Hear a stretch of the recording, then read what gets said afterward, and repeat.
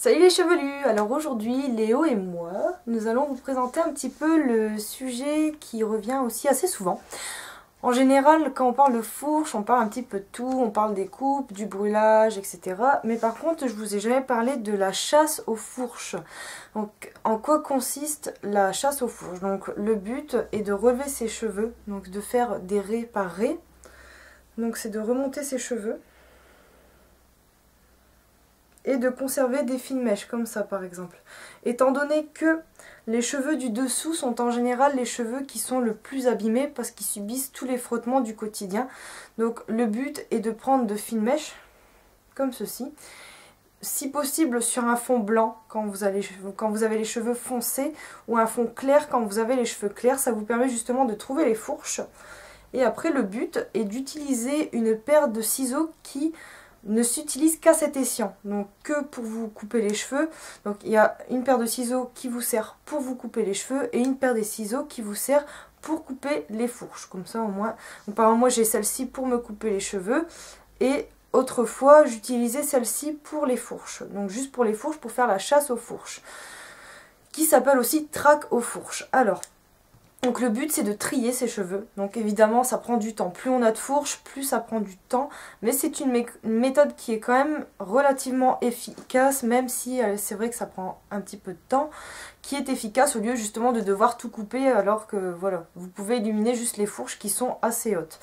Donc évidemment si vous avez les cheveux courts, si par exemple vos cheveux vous arrivent là, ça va pas être vraiment possible de regarder. Donc en général c'est pour les cheveux qui commencent à être longs, tout du moins qu'on puisse regarder, je veux dire. Si vous pouvez pas voir vos cheveux, ça vous servira à rien.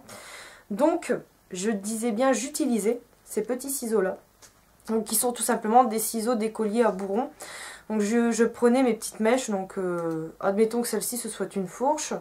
Donc je prenais mèche par mèche et je coupais le bout de la fourche. Donc il faut vraiment couper juste au-dessus de la fourche pour éviter que celle-ci ne monte et ne provoque d'autres fourches.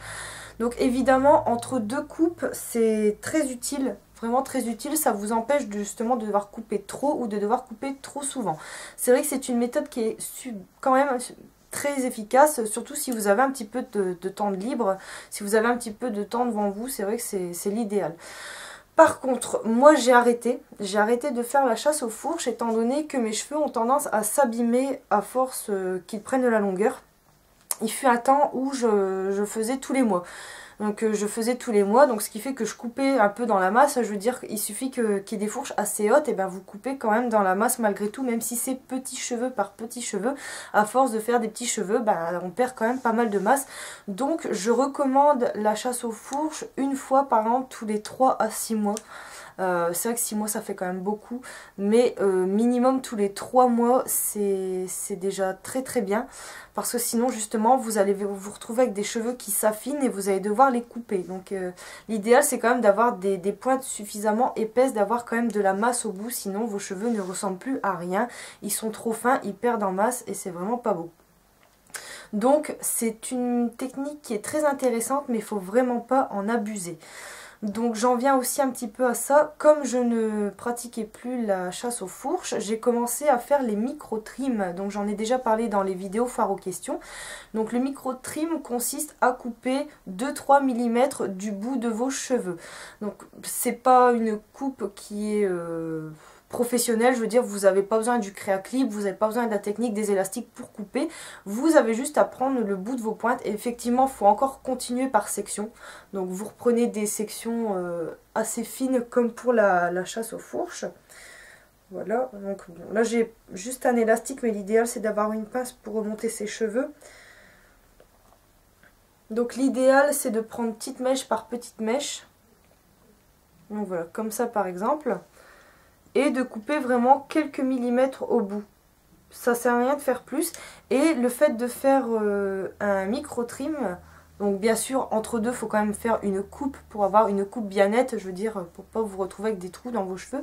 Mais le micro trim donc vous permet également d'avoir des pointes nettes, saines et qui s'abîment moins rapidement. C'est vraiment pas mal du tout aussi si vous aimez pas couper, c'est vrai que c'est idéal. Et bien sûr, bon, faut le faire partout, faut le faire aussi au niveau de votre dégradé. Donc par exemple pour les mèches plus courtes, il faudra faire exactement pareil, couper quelques millimètres. Le fait de couper quelques millimètres ne se verra pas, donc ça pose aucun souci, vous ne perdrez pas votre coupe normale, surtout si vous coupez entre deux, il n'y a vraiment pas de souci. Donc de même, le micro-trim, je conseille de faire tous les 2 à 3 mois maximum, c'est très bien. Et n'oubliez pas de bien couper quand même entre deux.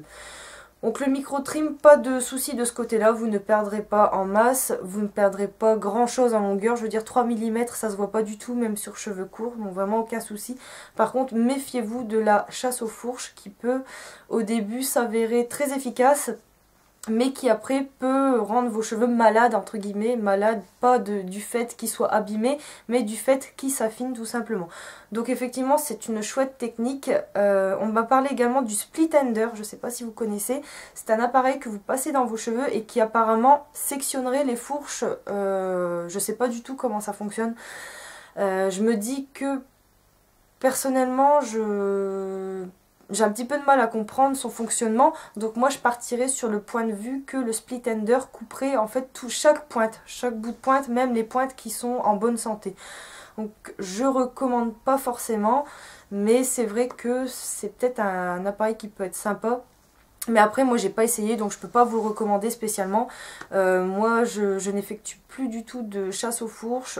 Micro trim, peut-être que je vais en refaire une fois de temps en temps, mais j'aime bien en ce moment couper mes pointes parce qu'elles s'affinent.